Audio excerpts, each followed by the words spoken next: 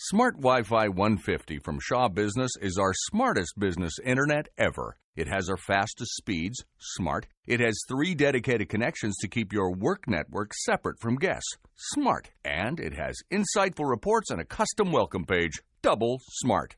It even has a smart radio voice. Aw, thanks for the introduction. Actually, I was talking about me. Huh. Power your business with Smart Wi-Fi 150. Details at shawbusiness.ca. But she's good too. Blog Talk Radio.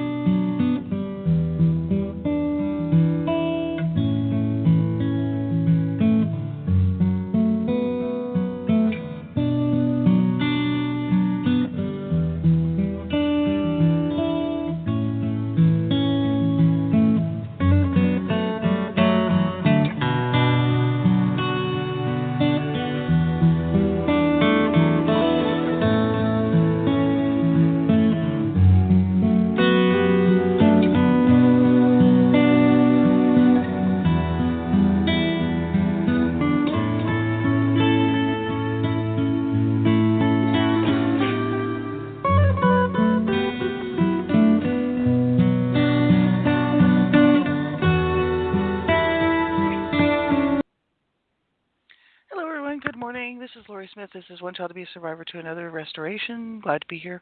And it's Monday morning, August the 14th, 2017, 7 o'clock here in the morning. Just having coffee, waking up. Glad to be here. Hopefully you had a good weekend. My weekend was good. Not bad at all.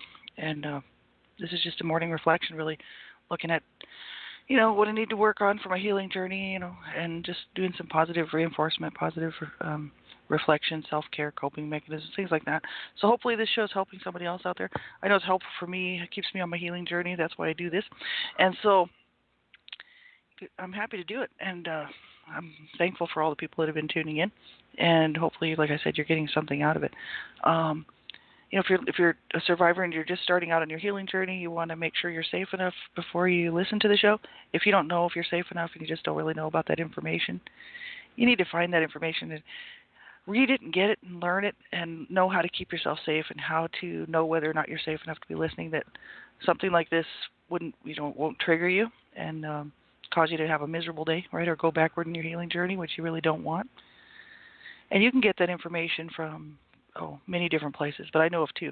One's Havoca, H-A-V-O-C-A, Havoca, Help for Adult Victims of Child Abuse.org, H-A-V-O-C-A, or there's the ASCA, Adult Survivors of Child Abuse and Morris Center program, and they have the Survivor to Thriver workbook that you can read online there. It's free.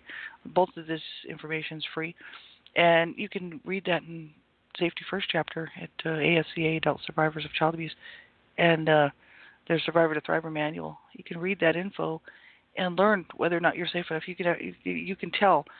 There's ways to tell if you're safe enough to be listening to something like this. So make sure you get that info before you listen to something like this, anything like this. And keep yourself safe, right? Otherwise, just turn the show off. You won't be hurting my feelings. And if you're just anybody else listening, listen at your own discretion. I'm talking about abuse, very sensitive subject, something that I believe needs to be talked about, but it's very sensitive material, so you have to make that ultimate decision. It's your choice to listen, so make sure that this, if the topics of abuse or any type of abuse or, violence, trauma, this kind of stuff might bother you, then don't listen to the show. Turn it off so you won't be hurting my feelings, right? Because ultimately it's your choice, right? So you have to make the right decision for yourself, right? So we'll get right into this, and this is just a morning reflection. I can ask myself, and which I do, check in to see how I'm doing, morning reflection, how am I doing on my healing journey? Any particular things I need to work on? How am I feeling? This is stuff that we can ask ourselves. I'm feeling actually really pretty good today. It's Monday. I don't like Mondays. I don't do well for Monday. I don't really handle, certain things very well. Sunday's very triggering for me anyway. And then Monday just reminds me of things that I need to get done, so that I'm automatically stressed out. So I don't like Mondays, but we'll get through. I don't know if very many people actually like Mondays, but by Tuesday I'm sort of easing into the week, so I always feel a little bit better on Tuesday. But it's Monday, and here we go. So how am I feeling? I didn't have any real flashbacks or anything over the weekend. Didn't have anything really trigger me. Actually had a pretty decent weekend. I have a lot of trouble sleeping, like I was talking about on Friday there, so sleeping is an issue, but I did try to get some rest this weekend, just exhausted, and took a little bit of a break, and didn't get any of my work done in my workbook, unfortunately. My workbook that's been put out by Allender, Dr. Danby Allender, Wounded Heart. I'm still working on getting back to that. I was going to do some of that yesterday, but I was actually had some pain, dealing with some facial pain, facial nerve pain, and jaw pain and teeth problems. So I didn't do any studying. I just sort of took it easy and rested and relaxed and tried to get my face pain, I call it my face pain because it really hurts my whole face, to calm down. So it was kind of more of that situation yesterday, so I didn't get any real work done. But I'll get back to it at some point. But these are the things that I can sort of keep track of, how am I feeling, how am I doing, and then I can work on what I need to work on. So I think it's important to do that morning reflection. That's why I like to do that.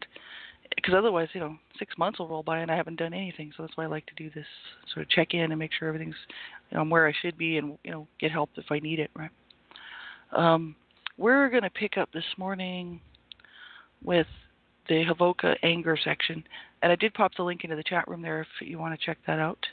And it's Havoka, H-A-V-O-C-A, Help for Adult Victims of Child Abuse, Information for Survivors.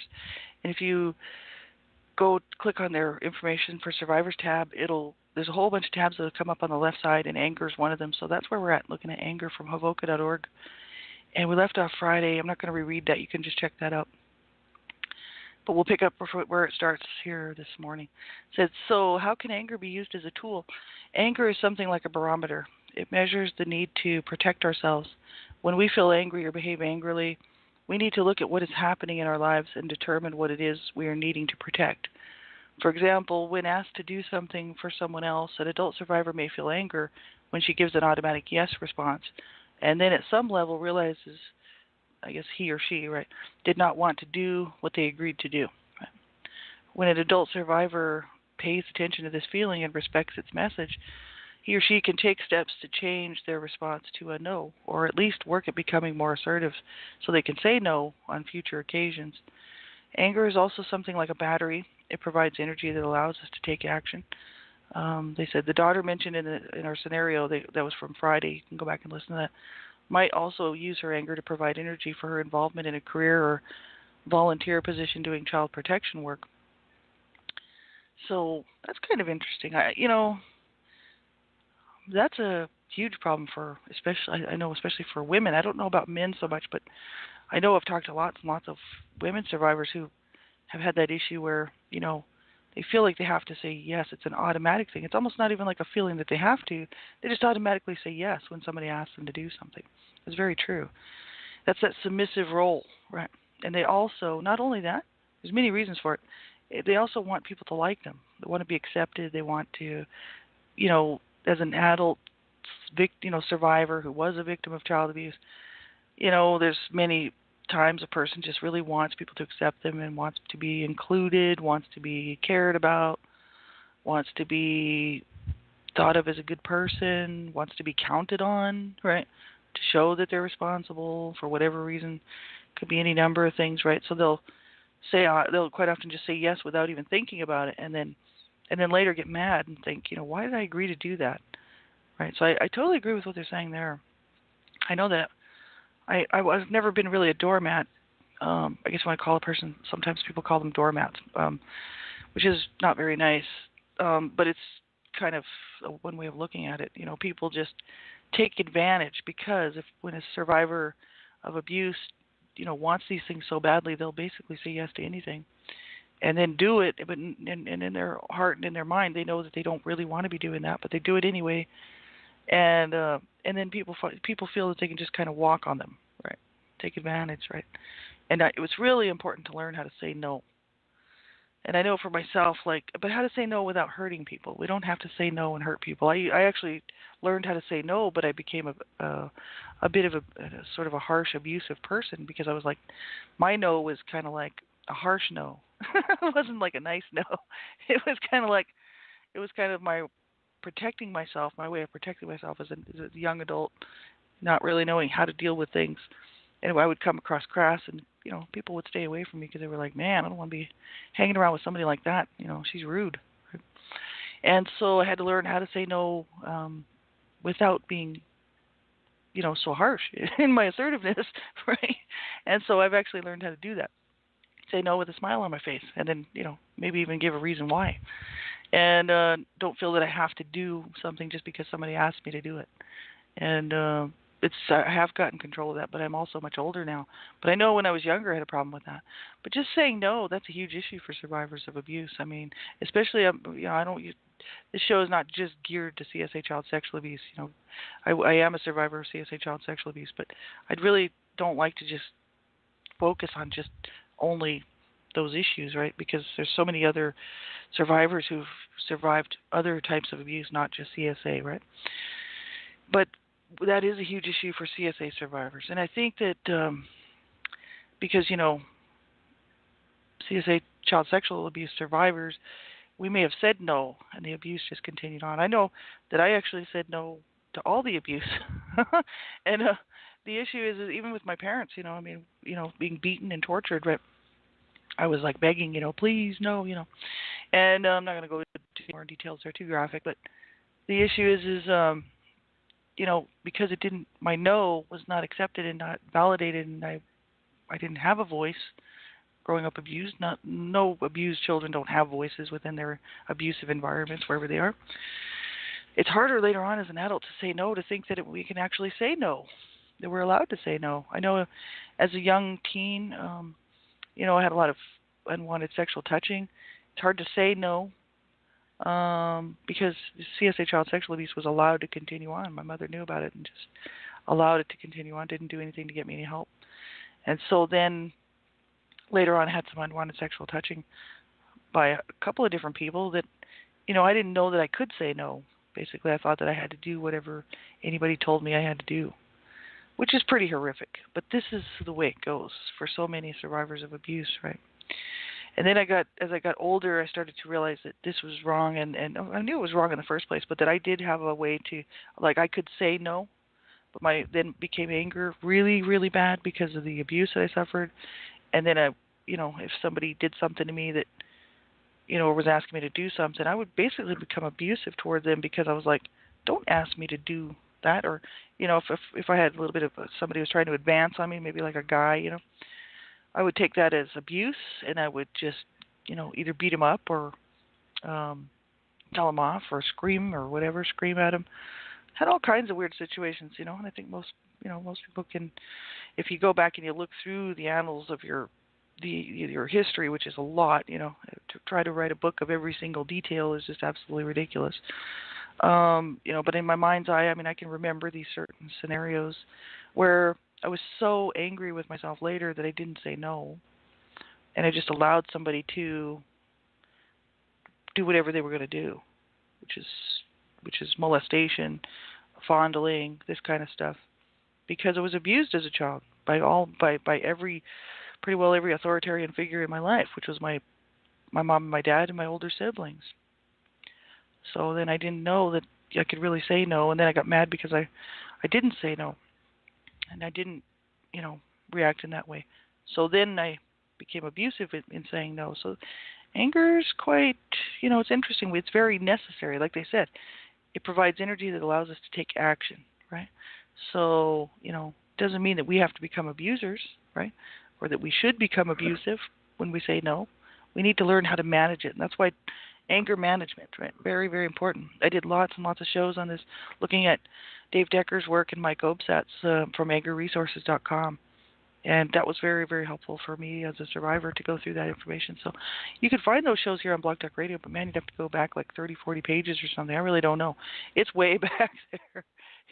Probably halfway through my shows at like show 500 or something like that. I've done like 1,170 shows here. Like, it's probably somewhere way back there, like 500, 600, somewhere around there. So it'll be hard to find. And I didn't label my shows, unfortunately. I'm doing that on my website. If you want to check my Born in Hell website out, all of my shows are categorized there, and they're all not categorized by topic, but they're listed, and the show topics are listed, so you can actually go through them and pick out where I was actually talking about that I guess I could go find that information for you, but probably somewhere around 2010, 2011, somewhere in there. Maybe 2010. So it's way back there. So we'll pick up the rest of this article on Friday. There's a little more a bit more of that. There's quite a lot. This is lengthy, this anger section. I hope you'll check it out. www.havoka.org, survivors/anger. And you can read the whole thing there. It's really interesting. And go to that Anger Resources. That's a really good website. Positive reinforcement. What are we doing right in our daily walk? Looking at positives and progress instead of negatives. That's very important to do because it's so easy to get down on ourselves, to feel like, just play that old role of, I'm this and I'm that and I can't get anything done and I'm just useless or whatever is going through our minds, these old roles that we used to play from being abused, that we take on as, and keep as an adult and don't get rid of, right? It's just way too easy to do, I'm perfectly capable of getting things done and, I can look at the positives instead of just looking at the negatives all the time. And I don't have to continue on in that role playing that I was forced to play as a child being abused, right? So I like what they had to say on this positive self-talk. This is from Havoka, affirmations, positive self-talk. And we're at the very last part of this article, and then we'll look at some affirmations. They said, this technique will eventually require some level of consciousness. You can go back and pick this up. They were talking about positive self-talk, like it's an extended affirmation, right? Longer than a sentence, they said, perhaps a paragraph. This could be a page long, they said, really. And it should be coming from our mind, like our mind talk. So it's something that we could sit and have like a whole lengthy discourse of positive self-talk, and it has to be very powerful. So they said work on it, while you're waiting for a bus, while we're waiting for an appointment, do it for half an hour, right after morning prayer, meditation, whatever. Instead of reading something written, try calling on your own inner source and for positive thinking and just start producing positive words, phrases, sentences in your mind. It has to be stuff that we believe and actually know about ourselves, which is true. Just to say a bunch of stuff that isn't true doesn't necessarily work, I don't think, because people don't believe those lies. I mean, I can't sit there and say, I'm the most successful person in the whole planet. It's like, and every single person I've ever met loves me. That's just not true. I'm not very successful according to the world. I'm very successful in my own eyes just because I managed to survive and not kill myself. I think that's great. That's the height of success as far as I'm concerned. And also, as far as everybody liking me, everybody that I've ever met likes me. That's just not true. We're never going to have that situation because there'll always be somebody that doesn't like us. That's why I don't try to win people's approval. I really don't. And it's like I used to when I was younger because I never got my mom's approval. So I used to kind of, I'd behave in ways that I thought would get certain people's peers' approval just so that, I could gain some sort of approval from somebody. But now I don't live my life like that because I'm much older. I don't care anymore. I'm like, whatever. If they either like me or they don't. And that's the truth because people just don't personally like every single person they run across. It's just the way it is. It's not an insult. We don't have to get along with every single person we don't have to be best buddies with every single person we meet. Some people's personalities just clash and that's all there is to it. That doesn't mean that there's anything wrong with them. It also doesn't mean there's anything wrong with you. And that's right. It doesn't mean there's anything wrong with me. And I thought about that actually. Just now that we're talking about that, this sort of brings up something I was thinking about yesterday that came to my mind that it was actually kind of brought me some peace, from all this abuse, horror, trauma that's left over that I deal with, daily, moment by moment as I live and walk this earth, right? Which is just the knowledge of the abuse that I suffered because I don't deny any of it, right? Well, I was just yesterday just sort of drifting off, before I went to sleep last night. And it just came to me, and I thought, I pictured, because I was kind of going in and doing some inner child work, and I sort of pictured myself and got a hold of some feelings that I thought, really I knew were there, but I didn't ever really kind of sort of worked on getting a hold of. And that was the feelings of just that there was something wrong with me, and that's why my parents abused me. I guess as a little child, growing up, abused, I just pictured myself because I can remember how I felt, that there was something wrong with me. That's why my mom abused me. That's why she didn't love me, because this is what she told me. There was this rape child that I that I deserved to be beaten on because my behavior was so bad, and I was just such a bad kid that she had to beat me all the time just because I was so bad. So kind of, she wouldn't call me evil. She would just call me horrible names. But and just being rejected, that whole rejection thing, I think as a child is very difficult. And I used to think, well, what's wrong with me? Something wrong with me, and I felt very much that there was something wrong with me. That's why my parents abused me. I didn't take on the guilt from the abuse. I knew that I wasn't doing anything wrong, and that abuse wasn't because I was a bad kid. So I didn't take that on. But I did take on the situation where looking at myself and trying to see myself as others saw me, and I definitely saw that in my mind's eye that there was something wrong with me, and that's why my parents abused me. My siblings made fun of me, got me into trouble with my parents. A couple of my siblings used to sort of punch me out and beat on me a little bit. My sister, who was next in age to me, and my brother, next age in her. And then my other brother sexually abusing me, raping me for a year, sexually abusing me. I just thought there was just something wrong with me. I was like, there's definitely something wrong with me. That's just how, and then that becomes then depression, sadness, anger, frustration, self-hatred, because I'm no good, and just like my mom said, I don't deserve to be here, sort of thing, this sort of stuff. This is why this all came about, and it's really culminated in a lot of self-injury and self-suicidal ideation. Really horrific, And I thought about it last night as I was going through and catching a hold of these feelings, right, doing this inner child work and allowing my inner children to speak a little bit as much as they wanted to. Really, they didn't have much to say. But just the feelings, I could feel it, and I was like, yeah, there wasn't anything wrong with me. So then, as a teen growing up, feeling so self-conscious, because there's something wrong with me. I'm a girl. I'm a woman. I've got breasts. That was a real problem because I was sexually abused at 8 years old, and then fondled and had some unwanted sexual touching from other people. But the huge, just the horror of being sexually assaulted at 8 years old for a year, just damaging my body. I didn't want to be a woman. My dad raped my mother in front of me, which really caused me a lot of problems with my body. I didn't want to be a woman.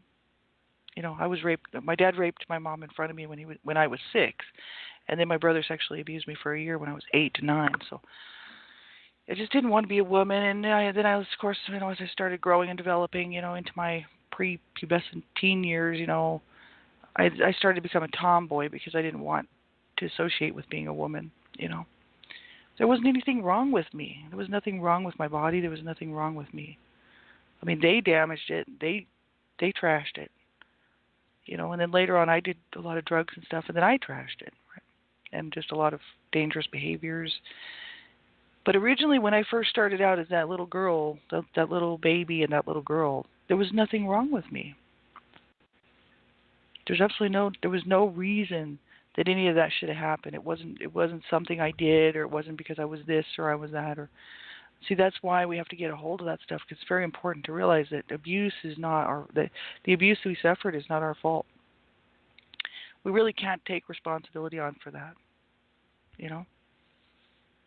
But then on the other hand, even though we might say, okay, I know it wasn't my fault, that's fine, it wasn't my fault, none of it, then what do I do with the whole residual leftovers of feeling like there's something wrong with me, that I don't fit in, that I don't belong, that there is still something wrong with me?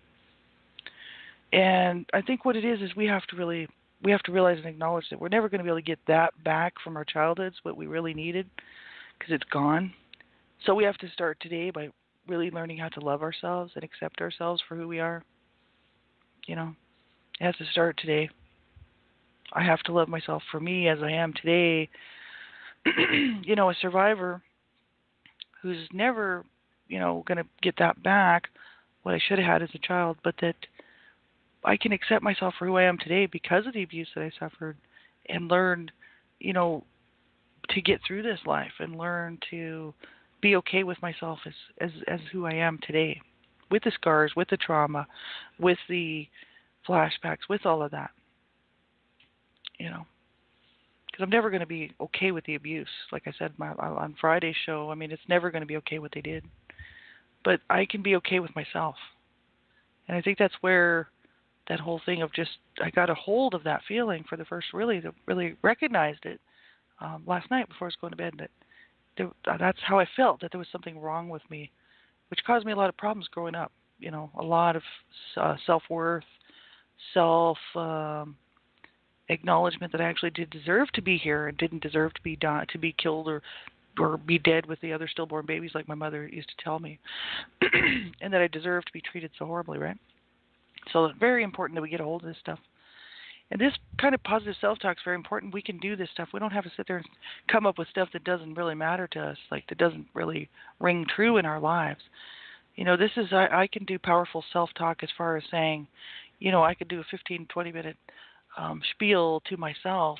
It doesn't have to be anybody else around. I could write it down, or I could just say it, that no, I didn't deserve to be treated like that. I was a precious, cute little girl who just wanted love from her mom and dad. Didn't want abuse, didn't want to be treated like that, didn't want to see her dad hurting her mom, or her mom hurting the kids, or her dad hurting the kids. I just wanted love, right? And I deserved it.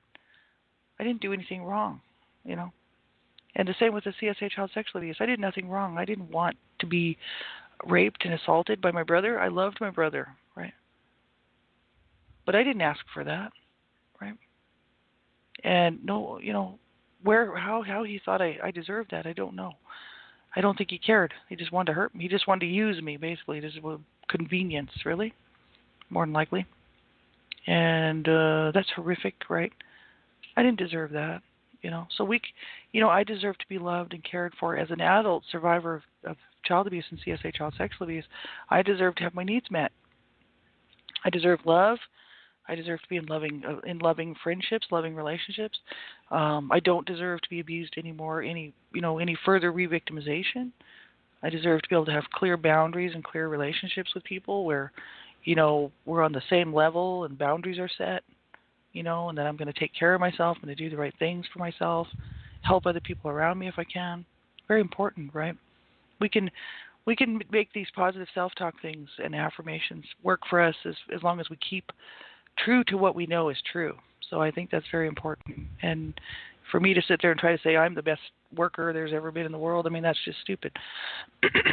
Or something that I know has nothing to do with me. As far as, certain affirmations will say stuff that just doesn't quite make sense. But we have to find the ones that actually do, and then stick with them and go with them and turn it into positive self-talk, instead of being so hard and down on ourselves, right? Instead of allowing that old way of thinking, of that manifestation of, I'm just this or I'm that, because that's what the abuser voice always tells me in my head, from the past, right? Or that, even if it's just an inner critic, it's not somebody else's voice. It could be my own inner critic, my own abuser voice telling me, these horrible things, right? And I can shut them down with positive talk, and it's very important to learn how to do that. So this self-esteem stuff isn't as stupid as people think. A lot of people like to make fun of it, but until you've been a survivor of horrific abuse, and then, the culmination of the torture and the trauma and the torment, the psychological damage and emotional trauma and emotional damage, that would just kill a person, right? Kill a child, which does.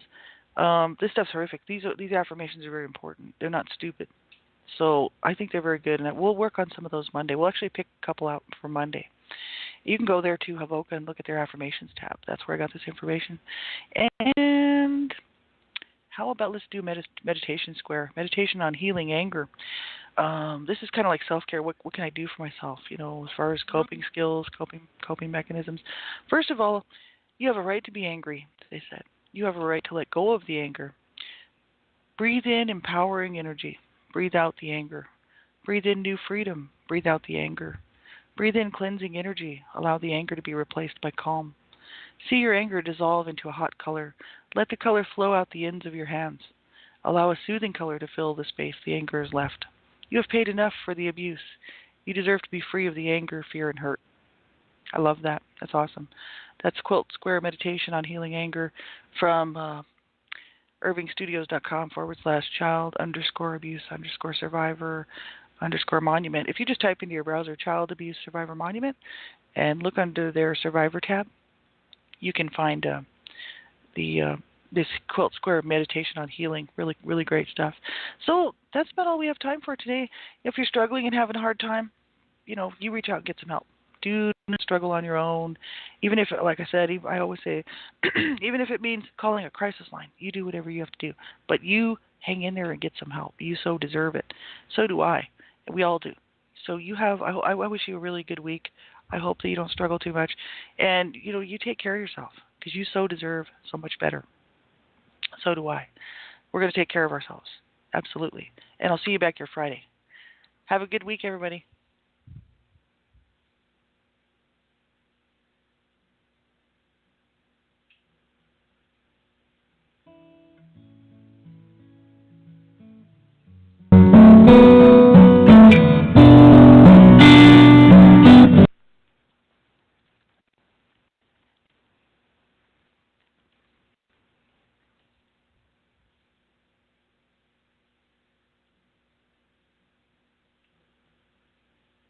Smart Wi-Fi 150 from Shaw Business is our smartest business internet ever. It has our fastest speeds, smart. It has 3 dedicated connections to keep your work network separate from guests, smart. And it has insightful reports and a custom welcome page, double smart. It even has a smart radio voice. Aw, thanks for the introduction. Actually, I was talking about me. Huh. Power your business with Smart Wi-Fi 150. Details at shawbusiness.ca. But she's good too.